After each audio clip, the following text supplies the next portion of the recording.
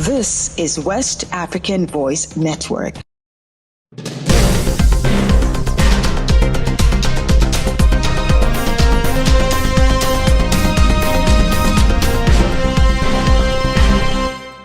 Hello and many thanks for joining us on Newswave on West African Voice Network. I am Fatima Ibrahim. We begin in Guinea-Bissau as military court sentences 14 soldiers for 2022 coup attempt. Authorities in Guinea-Bissau are continuing investigations into remaining suspects after 14 soldiers were sentenced for their role in the failed coup attempt of February 1st, 2022. The sentences ranging from 12 to 29 years come as the government pushes to reinforce stability and prevent future threats to democratic institutions. A Wednesday ruling marked a key moment in addressing the attempted overthrow of President Umaro Sissoco Embalo. 3 soldiers received the maximum 29 years, 8 soldiers were sentenced to 24 years, 3 others got 12-year terms. All 14 were dismissed from the Bissau-Guinean Armed Forces. The trial focused on 24 of the 50 suspects initially linked to the coup plot, which aimed to seize control of the presidency and key institutions. The attempt was thwarted by loyal forces and international intervention. Despite exposing deep political divisions, the failed coup did not destabilize Embalo's administration. We move now to Niger, where Transitional President endorses National Conference resolutions. Niger's Transitional President, General Abdourahmane Tiani, has pledged to fully implement the recommendations of the National Conference in the interest of the population. Speaking on Thursday, General Tiani committed to key reforms, including the dissolution of political parties, a 5-year renewable refoundation period, and increased control over natural resources. He described the process as an unprecedented procedure that brings reasonable hope for a new beginning. The National Conference, which brought together more than 700 delegates over 5 days, resulted in a draft charter for national rebuilding and the establishment of fundamental principles to guide Niger's governance. The transitional leader also highlighted the role of the defense and security forces, expressing his satisfaction and that of the Nigerian people for their professionalism in maintaining stability. We move over now to Mali, where army repels attack in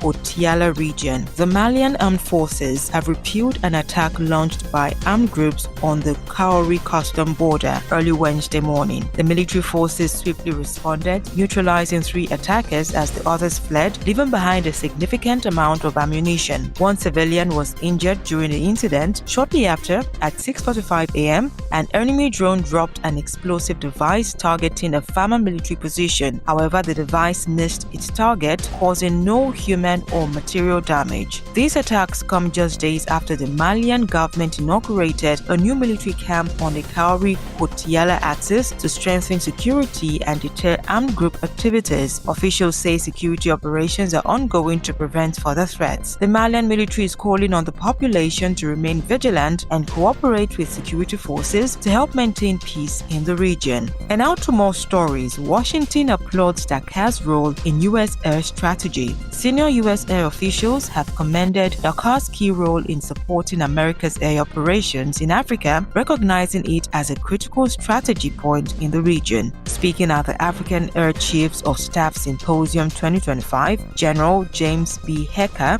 commander of U.S. Air Forces in Europe and Africa, highlighted Dakar's significance in the U.S. air strategy while also noting other strategic locations across the continent. General Hecker reaffirmed the U.S. commitment to collaboration, emphasizing the need to utilize this strategic point positively for the benefit of Africa's security and development. The high-level discussion also explored new opportunities to strengthen U.S. air presence in West Africa. And to news beyond the sub-region, AU calls for immediate withdrawal of M23 rebels from DR Congo. The African Union has demanded the immediate withdrawal of M23 rebels and other armed groups from the Democratic Republic of Congo. In a statement issued on Tuesday, the AU Commission's Peace and Security Council called for an immediate and unconditional ceasefire in eastern DRC, emphasizing the withdrawal of M23 and other armed groups from the region. The council strongly condemned the activities of the M23 rebels, their supporters, the Allied Democratic Forces, and the Democratic Forces for the Liberation of Rwanda, citing their destabilizing impact. Reaffirming its commitment to respecting the DRC's sovereignty and territorial integrity, the AU urged for safe and unhindered humanitarian access, protection of civilians, restoration of essential services in Goma and other affected areas, and reopening of Goma International Airport. The Council further called for all state and non-state actors, military and non-military factions involved in the Luanda and Nairobi peace process to resume immediate negotiations to restore stability in the region. And that's all today on Newswave on West African Voice Network. For more news from across the region and beyond, visit